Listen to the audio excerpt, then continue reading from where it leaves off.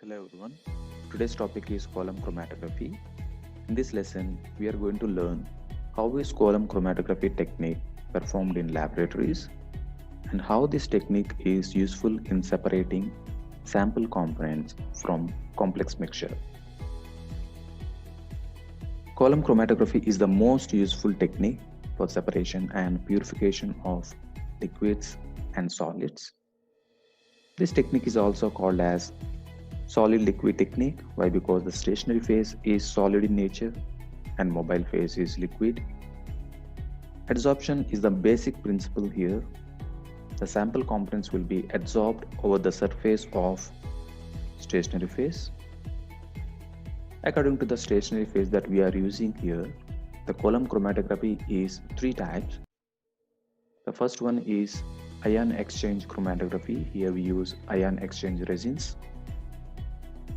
Gel chromatography, we use polyacrylamide gel, and affinity chromatography, here we use ligands as stationary phases. Neutral glass columns are used here to perform this column chromatography, which is having a chemical resistance. Why? Because these columns should not be reacting with the sample components or mobile phase. Column chromatography is having more advantage than paper chromatography and TLC. Why? Because it can be useful for any quantity of samples. So small samples and large samples also can be easily separated. But it is not possible in paper chromatography and TLC. Automation is possible. HPLC is the best example for automation in column chromatography. There are few disadvantages also present. It is a time consuming process and more amount of mobile phase is required. So why? Because it is around 8 to 10 hours to complete this experiment. So we require more amount of mobile phase. And four important steps are present to explain this column chromatography. The first step is preparation of column. Here we take a clean and dry column. At the bottom of the column, we are fixing a sintered glass frit. We can also use cotton or glass wools, asbestos pad instead of sintered glass frit. We can place this sintered glass frit with a long glass pipette. So this sintered glass frit is mainly useful for prevention of adsorbent to drain out. Why? Because adsorbent is the main important material that we are using here in column chromatography as stationary phase. And then we are adding sand over sintered glass frit. The small size particles will be used. Usually we are using sea sand will be used here for about 1 centimeter thickness. And the sand is transferred through the funnel and it is useful for uniform packing with adsorbent. Here the sand is added both sides of the adsorbent, at the bottom of the adsorbent as well as at the top of the adsorbent. And then we are adding adsorbent, so which is also called as stationary phase. Silica gel, alumina, calcium carbonate, calcium phosphate, magnesia, starch. These are the important adsorbent compounds that we are using in column chromatography as stationary phase.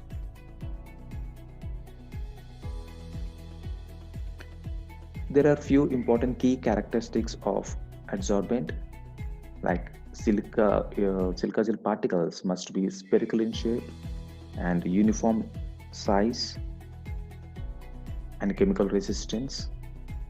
Why? Because these silica gel particles should not react with any samples. It is used as a stationary phase. The sample particles will be adsorbed over the surface of silica gel. So that's why the silica gel must be chemical resistant. And it should be freely available and inexpensive. So these are the important key characteristics of adsorbent. So while we are choosing this adsorbent for the column chromatography, here the adsorbent is added to the column by two methods. The first one is wet packing method, and the second one is dry packing method. In wet packing method, we are making a slurry. Then we are adding the slurry from the neck of the column. For preparation of slurry, we need to take appropriate amount of mobile phase in which we are adding adsorbent, and we are mixing the slurry and make a homogeneous solvent. Then we are passing through column. This is called wet method. And second one is dry packing method. Here we are directly adding a dry powder of silica gel into the column. Then we are adding mobile phase. But there is a disadvantage in dry packing method. Why? Because here you can get air bubbles from the column. So that air bubbles will decrease the efficiency of the column. Separation will be affected by these air bubbles. And also it leads to cracking of the column. So wet packing method is more advantageous than dry packing method. And the next one is step 2. So after preparing the column, then we have to add sample mixture to the column. Here we can use different type of samples like diastereomers, primary glycosides, secondary glycosides can be easily separated by using column chromatography. We can also use polar, non-polar and mixed polar sample mixtures to be separated here. Polar components will be separated slowly. Why? Because here the silica gel is having polar nature. Polar components will be attracted towards silica gel and it will be retained more time in the column. So non-polar components will be separated fastly than polar components. The separation is done by relative affinities of components towards stationary and mobile phase. If the component is having more relative affinity towards stationary phase, it will be eluted slowly. If the component is having more relative affinity towards mobile phase, it will be going along with mobile phase and it will be eluted as first eluent. If the sample mixture prepared by dissolving in appropriate amount of mobile phase, then it is introduced through a glass pipette into the column. Here important thing is the sample mixture should not be touching the sides of the column, should be directly entering on the layer of adsorbent,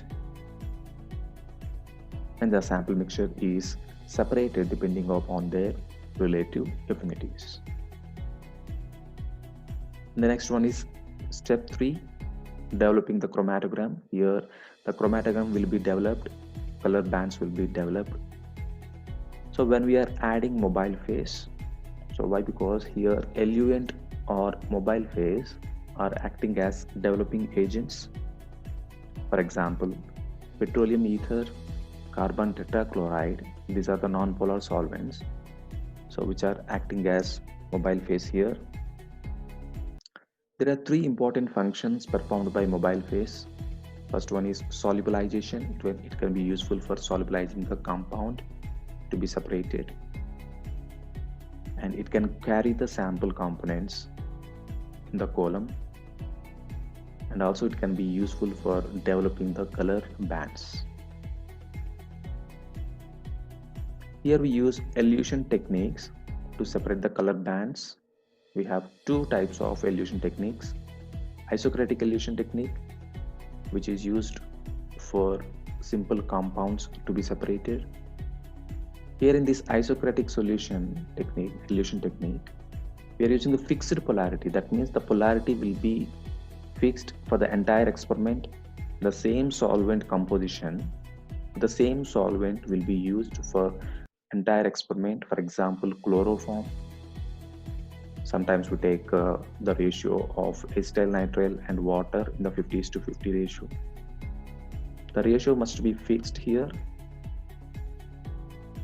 And the second one is gradient elution technique. Gradients means gradual. Here the polarity is increased gradually. Initially we are taking a non-polar solvent.